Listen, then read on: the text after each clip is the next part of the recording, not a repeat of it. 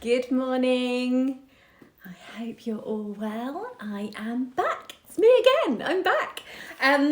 We are running the 5-day challenge, Thrive Through Menopause, 5-day live challenge this week. And we are obviously in day 2. So I thought I'd just jump on here and explain a little bit about what day 2 is all about.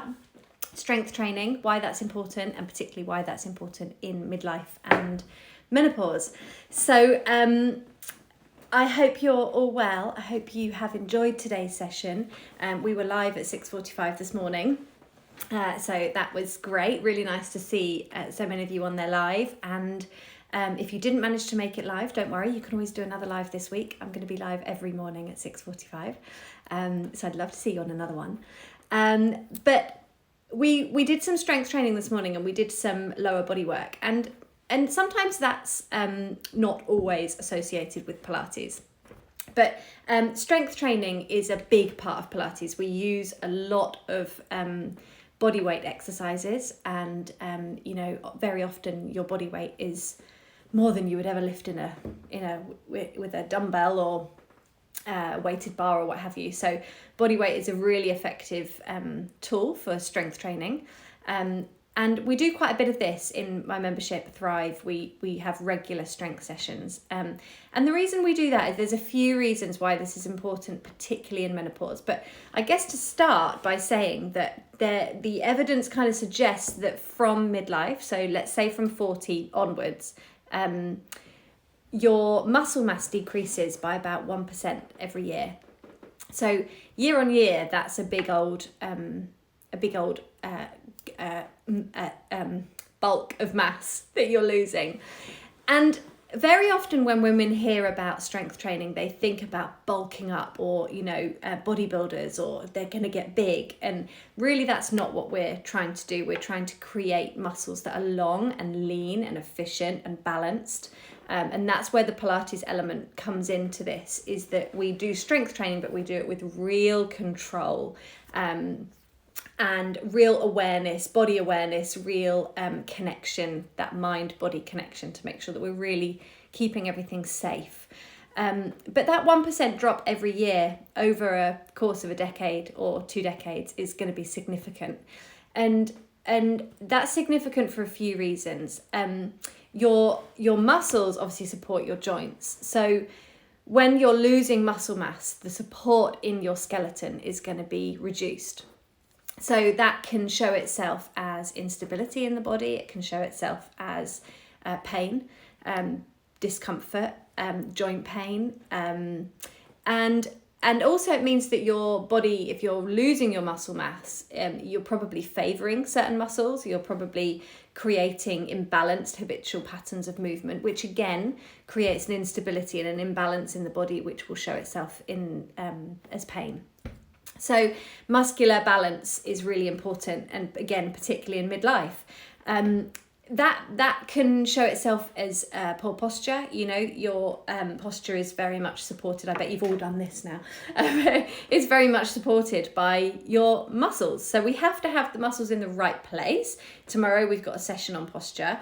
The muscles need to be efficient and working in the right way. But if the muscle mass isn't there to support you, then you're going to be coming at it from a place of lack. We need to make sure that we've got the strength there in the right places to support you and hold you up. Muscles in pelvic floor. Pelvic floor is a muscle.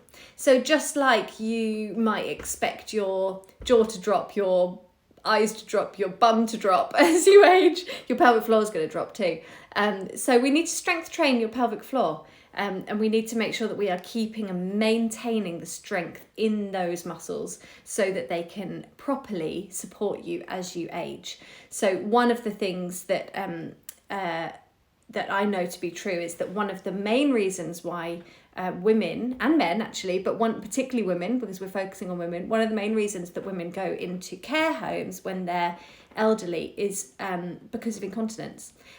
But we also know that can be reversed really quite easily, and we focus on that a lot. We did a core session yesterday, but we focus on pelvic floor a lot in Pilates. So strengthening that pelvic floor is important now because it's important for your confidence and your quality of life. But going forwards and looking to the future, which we all need to be doing perhaps a little bit more of, we want to make sure that that's really going to be able to support us when we're in our later years as well. Metabolism. So strength training is important for metabolism because your muscle burns your calories, your energy at rest. So the more muscle mass you have, the more calories you're burning. Women in menopause are losing muscle mass quickly.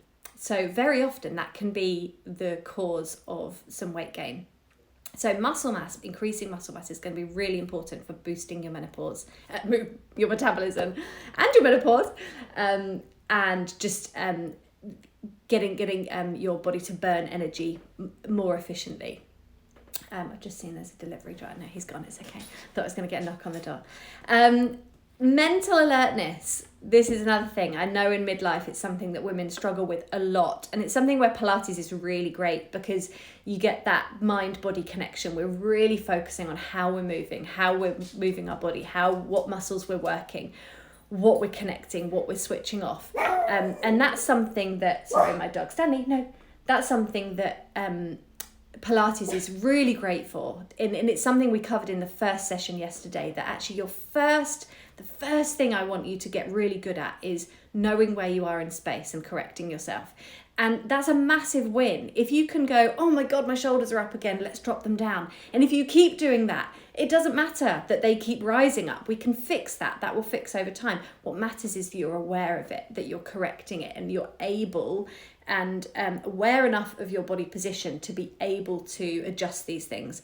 Pilates is about constant reorganization of the body. And if you're not reorganizing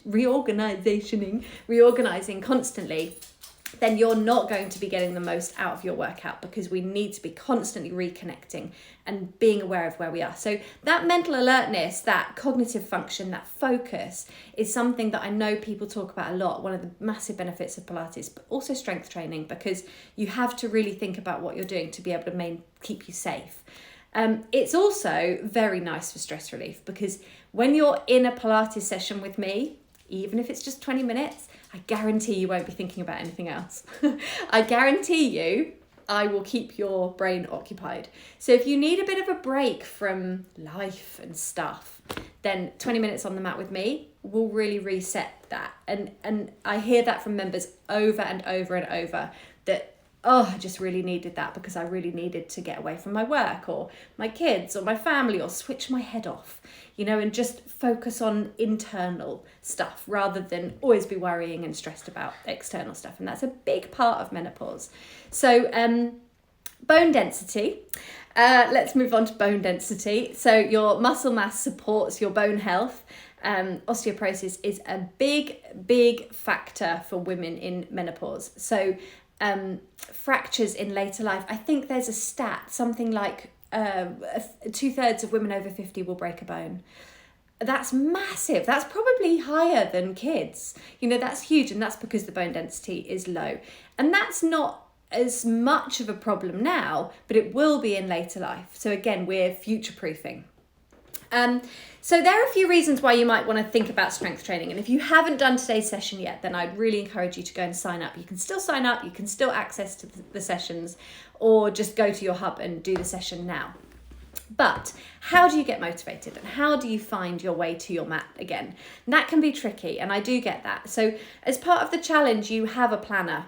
So I'd really love you, if you haven't done that already, print your planner off and put it somewhere you can see it, because a big dopamine hit is putting a big cross through the session when you've completed it. And that's a really good mood booster.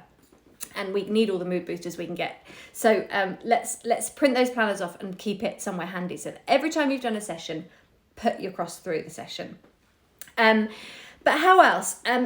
One of the big things that I come back to time and again with members is to tell them that after you've done a session, I'd just like people to kind of celebrate the fact that they made it to the mat, they got there, and just take a moment to kind of bottle that feeling.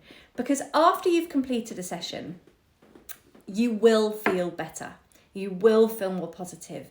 You will finish sessions with me feeling boosted, energized, more vitality. I will never leave you in a session feeling broken or done. Those are things that then it's not motivating to feel battered. You want to feel more motivated, more positive about your body, about what you've done, about making it to the mat. So I want you to just take a moment when you finish the next session and just bottle that feeling. Just really kind of remember how good you felt. Because tomorrow, when your motivation might not be as high, because motivation is an emotion, it's fleeting, we cannot rely on it. But what we can rely on is that memory, that feeling, that knowing that, you know what, I'll feel better when I do this. I know I will feel better after this session. That's going to get you back to the mat. But also, remembering how it makes you feel, rather than thinking about, I need to exercise because I ate a Mars bar last night, or I need to exercise because, look at me, I look awful. I need to exercise. These things are not motivating. Beating yourself up like that is not motivating. To think about your movement and your health and your well-being in terms of how you look is discouraging, because to look different and to change that about yourself requires consistency. And when you see these photos before and after, what you don't see is the middle bit, the months and months of consistent dedication. Now, to be consistent and dedicated, you've got to be motivated. So you need that feeling. So although it's important to have an aim and a goal, and I'd never discourage that if that's why you're doing it, don't rely on it for your motivation. We need to find other ways to stay motivated and consistent, because results live in consistency. Okay, so that's how we get there. So the other thing that I would always say to do is get ready the night before. Get your stuff out, roll your mat out, set your alarm, do all the things you need to do to make sure that you take away that your body's or your mind's attempts to sabotage, which they do. I quite often get up and think, I haven't got anything to wear. Like, I don't know where my leggings are. Like, that's a hassle. If I had them on the seat next to me, I'd just jump out and put them on. So it's another obstacle that we want to get away from to avoid that sort of sabotage. And the final thing is do the chosen session. Do the session that's there for you. That's why this challenge is so amazing. It's really motivating, because it's just there for you. You just got to press play. Go to the email and press play, or set your alarm for 6:45 and meet me on the mat. Don't think about what you're doing, just turn up. I bumped into somebody this morning who said to me, this is what I love about the membership, is doing the things that I don't always want to do. I go to the calendar, I press play, and it is what it is. I do what I'm told.